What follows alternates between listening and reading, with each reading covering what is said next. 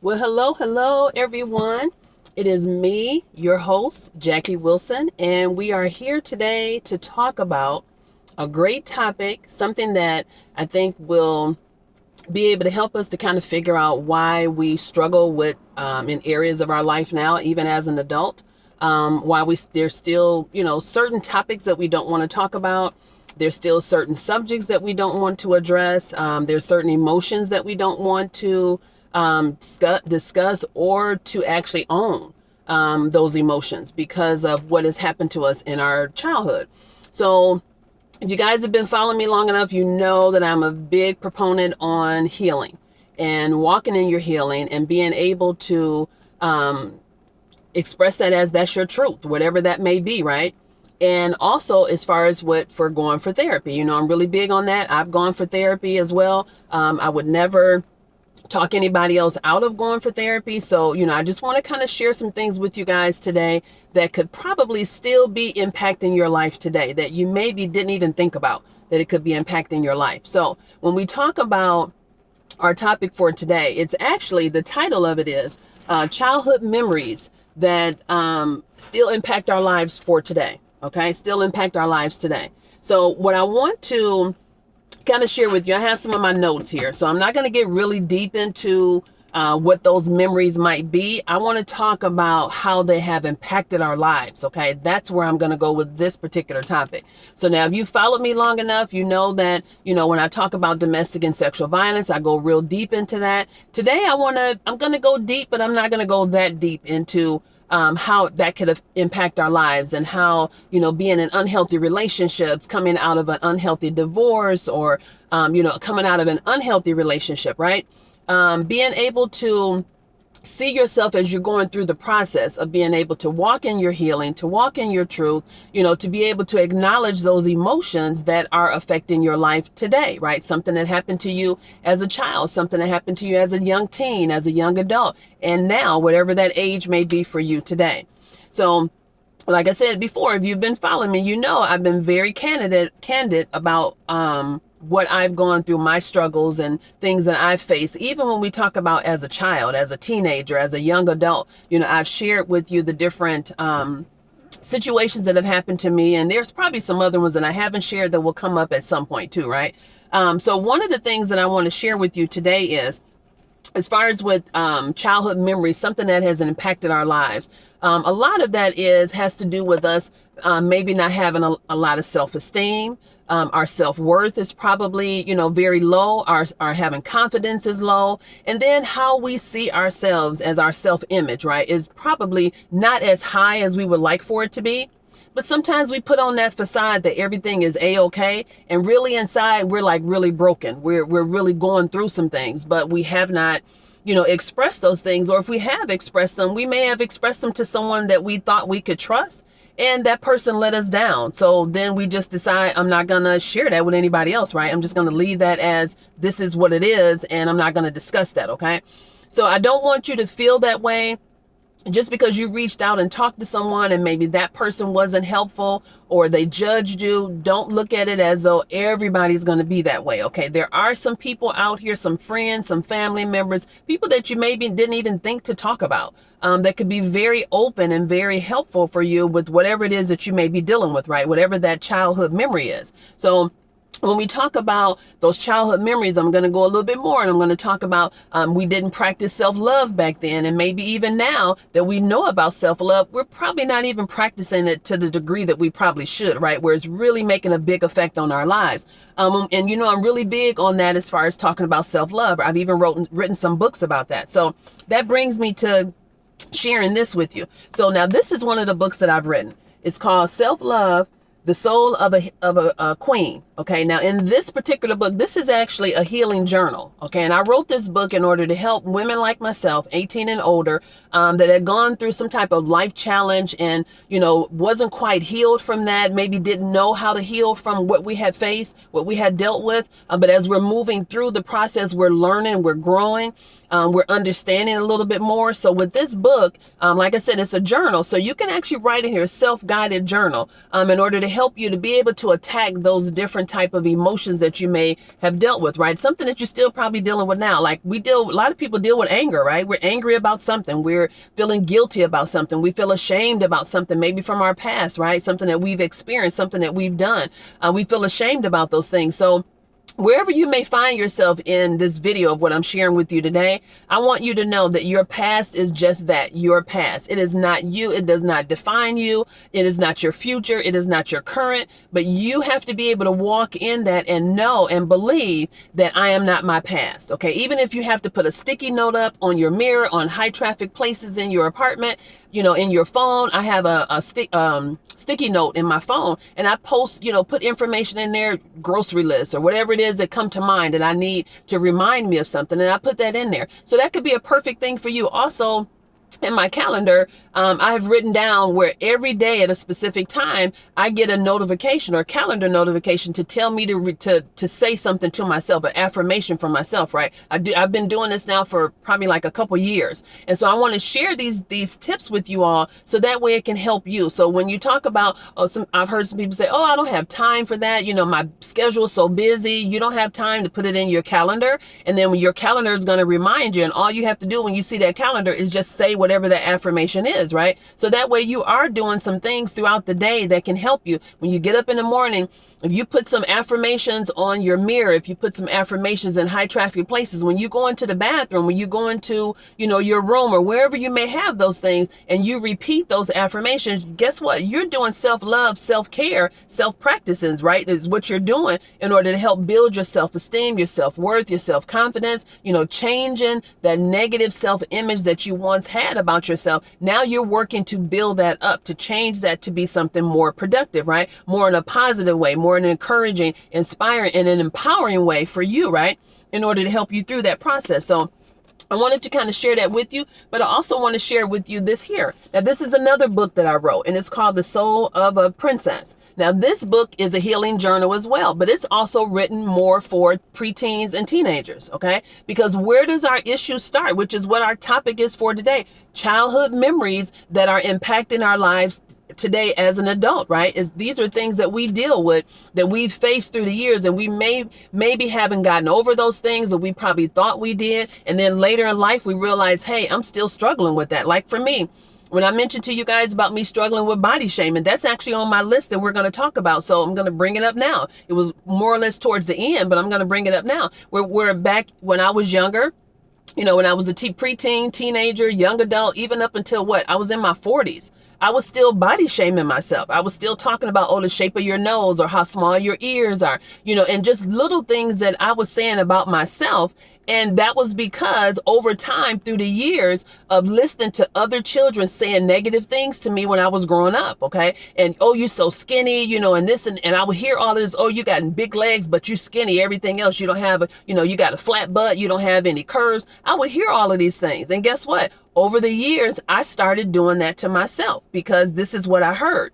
And I started to believe, and I'm sure you've heard people say kids can be cruel, right? Because they're like brutally honest, okay? And so we don't know how to process that as a child, and we just gravitate to what they're saying. We embrace that. We bring that into us, right? And then we learn from that, and we start to grow in thinking that way, right? We're learning how to be negative to ourselves, not to look at that and do just the opposite, okay? Because if you keep hearing this over and over, it's just going to make you over time, if you're not strong enough, right? If you start to believe what other people are saying, it will make you become a weak-minded person, and you will start to believe that. You become insecure. You'll become a person that your self-esteem was already kind of like, is it positive? Is it negative? Because you're young, right? And you're so impressionable and you're learning. So when you hear things like this being said, you take it to heart and you take it so personal. And so you gravitate to those things. And then if you're hearing that at home, somebody may say, look at you, you better eat a lot because you're so thin, or something like that. Or why you don't eat, you're hearing these types of things. Or, oh my gosh, you eat so much, you're so fat. You hear this at home, and then you're hearing it from the kids. So what are you going to do? At some point, you're probably going to start to believe those things, right? And that's the beginning of your body shaming, because after that, you're going to carry that on the rest of life, okay? There's a good possibility, which is what I did. I continued on body shaming myself all the way up until my mid 40s. I'm 54 years old now, right? So I've had about a good what did I say before, about maybe 8 years or so, where I stopped body shaming myself, where before I was doing that all up to those years, even through dating, through being married, I was still doing that. Okay. So just think about, like I said before, our topic, childhood memories that are still impacting our lives today as an adult, that we hold on to and we don't think about, is damaging our self-esteem, our self-worth, our confidence, right? It's damaging our self-love and our self-image of how we see ourselves, because we've been doing this for so long that we start to believe when we look in the mirror. And even if you've put on a few pounds, like when I had put on about 20, I think it was about 25 pounds last year during the pandemic, my face had got kind of puffy, my midsection got puffy. And oh my gosh, for me, it was like, wow, I'm fat now. This is how I looked at it. Okay. I don't have the body frame to carry so much weight. But when I did get that weight, I was like, oh my gosh, I cannot believe I'm this big. One thing I didn't do, I didn't body shame myself in a way to make me feel bad. What I did say is, Jackie, you got to work this off, right? You got to do some things to get yourself back to the shape or to the weight of where you were before, pre-pandemic, right? But we know we all went through some of those things. So we can't be too hard on ourselves, okay, when we're going through different things and we start gaining weight or we start losing weight, okay? Don't get into the body shaming, because that is a circle that, as they say, that's like a hole that you don't want to go down in, okay? Because it can be very, very taxing over time on your life, okay?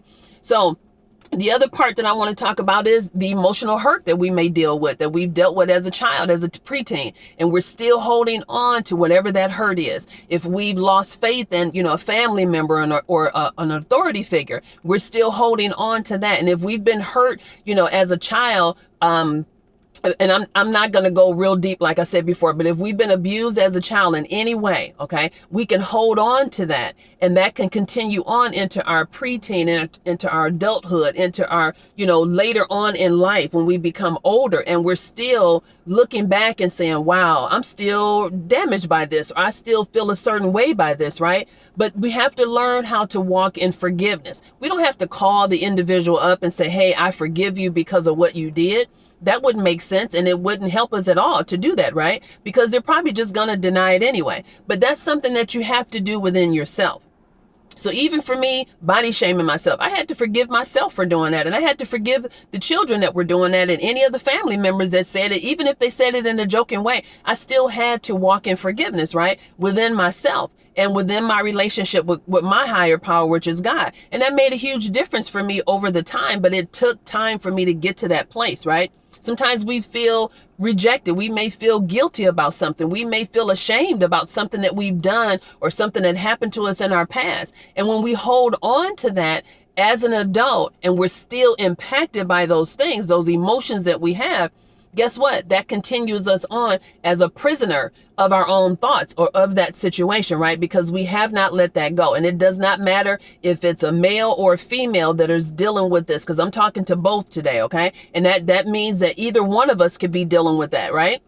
With those different types of situations that may happen to us. And that affects our relationships. It affects us how we communicate with other people. It affects us even to trust people, right? If we've been hurt before and it's so damaging to us that we're still holding on to that, we're going to grow up and have trust issues, right? We're not going to trust a lot of people. And then we'll have this attitude of, well, I'll see, you have to show me and then I'll believe it type of attitude. Or we're just doubtful of people, right? We just don't trust them. And so that can affect your life as you're going through of how can you build lasting relationships that can last a long time if you don't trust people, right? So you have to kind of consider all of that when we've been hurt by something. That's why I'm such a big proponent of healing and going through therapy, because it makes a huge difference for someone's life when they have gone through a form of healing, okay? To be able to move past and get themselves to a better place in life, emotionally, mentally, psychologically. All of that makes a big difference, okay? And then in terms of how you respond to other people, how you communicate with other people, it makes a huge difference, right? But that's only if you have gone through some form of healing. And you may even have family members that may tell you, oh girl, why are you tripping like that? Why are you acting that way? Why are you so aggressive? Why are you so controlling? Why do you have to control everything? And I found a lot of times for individuals that have been hurt in relationships, or maybe as a child, maybe they grew up in a home where they were talked down to, or they were in the home was very restrictive of what they could do, and they felt that they were being controlled, then as they get older, they start to become what? The aggressor, right? They start to become more of a controlling person, or they feel like they have to control everything, right? I'm one of those people, okay? I've gotten help, but I was one of those people, okay? And that was because when we were growing up, our mom was very restrictive with us, okay? She didn't allow us to do certain things. We couldn't go to certain places. We couldn't be around certain people. We had to, I'm sure you guys may have heard this too, when at 8 o'clock, when the lights came on, we had to be in the house or sitting on the porch, okay? It was no, oh, I'm gonna be at so-and-so's house. No, you couldn't do that. So it was very restrictive growing up, and me being the youngest in the family, I think I got it just as much as my older siblings and stuff did too, because once they were old enough and they left, then it was just me. And my old sister is next to me in age. She was there for a while. We're 5 years difference. And then after she moved out, it just left me, right? So I was there all through middle school, all through high school. And I didn't move out of my mom's house until I was like 26 years old. So I was still there, right? It got better as I got older now, but I'm just saying I went through a lot of that restrictive living growing up as a child. And so I always said that when I had children, that I didn't want to do that to my children. I didn't want them to feel so restricted, okay? I wanted to make sure that they had a different upbringing, that their upbringing would be different, okay? So, but I still found myself with my older daughter being a little restrictive. And then I got out of that as years went by. But the younger one, I was a little bit more open because I realized, hey, I made mistakes. Plus, they told me I made mistakes too, right? So, then you, as a child, as an adult, you start to realize, okay, I got another child, so I can learn from the mistakes I made from the first child, right? So that's a good teacher too. So along the lines of what I've been telling you all today is, basically the bottom line is to don't allow your past to dictate who you are. Okay. Don't allow your past to dictate your future. Okay. And cause you to look at yourself in a negative way. Okay. To see yourself differently because of what you've gone through, and to work through. If you don't hear anything else that I say today, I want you to work through what you've gone through in your past in order for you to be able to have a more productive and happy and loving and caring life ahead, fulfilling life ahead. Okay. You may have to go through some form of therapy in order for you to get to that place. But it's okay, because it's not a bad thing to go to therapy. It doesn't mean there's something wrong with you. It doesn't mean that you're not capable of being helped because you go to therapy. It just means, hey, I need to talk to somebody that can give me an objective, advice about what's going on. They can give me an objective outlook, a different perspective of my life and what I'm dealing with in order to help me to move forward. Okay. So just kind of look at it from a different point of view instead of the negative way. Okay. Try to look at it from a positive side instead of negative all the time. And I think that's a lot of times what we do. When people are talking about, I'm going to therapy, they think, oh my God, something's wrong with you. Why are you going to therapy? Therapy is not a bad thing. Therapy actually helps, because just think, if you can't talk to a family member, who else can you talk to? And you're still holding on to all of the negative emotions, the hurt emotions that you're going through, and you don't have an outlet. Okay. When you don't have an outlet to get rid of those emotions, sometimes that happens where individuals get into depression. They end up dealing with self-harm, right? Maybe even having suicidal thoughts. Okay. I've been there. I've even attempted. So I know about being depressed, being stressed out, dealing with anxiety, and not having an outlet to have someone there to help you. Okay. So I don't want you guys to deal with that. I don't want you to have to face that. I want you to be able to see things differently. So learn from my mistakes, right? Of the mistakes that I've made, do just the opposite. Okay. That's what I want you to do. Do just the opposite of what I've done in order to help you as you're going through with your life. Okay. So now I've shared with you as far as with the books, I've shared with you as far as with, the different behaviors and emotions that we could be dealing with, right? That has happened to us from our past. And now look at trying to figure out, how can I work through this? Okay. Now first you got to sit down and identify it. So I want you to do that. I want you to get a piece of paper on one side. I want you to identify what is it that happened to you in your past that you could still be dealing with today. And on the other side, I want you to write down some resolutions as to how you can work that situation out, how you can move past that. Okay. But I also want you, as you write down what has happened to you, on the other side of that, I also want you to write down something positive, okay, that you've done to rebuild yourself from that. Okay. So there's a couple different things that I want you to do. One, I want you to write it down and for what it is. And then on the other side, I want you to look at in terms of, how can I move past that? Okay. And if you haven't moved past it, that's the one direction that you want to go into. So you're going to find yourself in some things you may be moving in that direction, Or in another thing, you may be, I need to get some help in that area, okay? Or maybe I've already moved past that. I've already healed from that situation. So you want to write that down too, okay? Because those are all wins, and you want to look at that as that's progress, okay? Into your future, into what your life is like, okay? What your future, what you want your future to be. So just kind of look at it in terms of that, okay? To moving forward and doing something different. So with that being said, I have shared a lot with you all. Thank you all for joining in. Hi, Angel. Hi, Leroy. Hi, Danny. And I think I saw some other people that joined in too. So thank you all for joining in. We're going to do this every Wednesday. We're going to have a different topic that we're talking about. If you guys have a topic that you want me to talk about, please, by all means, drop it into the feed of the video. You can also email it to me as well. If you have any questions for me, drop them into the feed of the video. If you don't feel comfortable with doing that, please send them to me by email. I have all of my information into the feed of this video, okay? And then also, I would love for you all to start following me on my YouTube channel, and as well as on Instagram, because I do videos on there as well. So please, I'm really trying to build up my YouTube channel. So if you can just go there and just subscribe to the channel, I would greatly appreciate it. I have videos on there that I've already posted. I'm continuing to post them every week. So I look forward to, you guys joining me as well on Instagram and as well as YouTube. Okay. And with that being said, you guys have a great rest of your evening. I know it's a little dark. I did something a little different today than being in my apartment. So with that being said, I will see you guys when you got it on the next video. Have a great rest of your weekend. Bye-bye.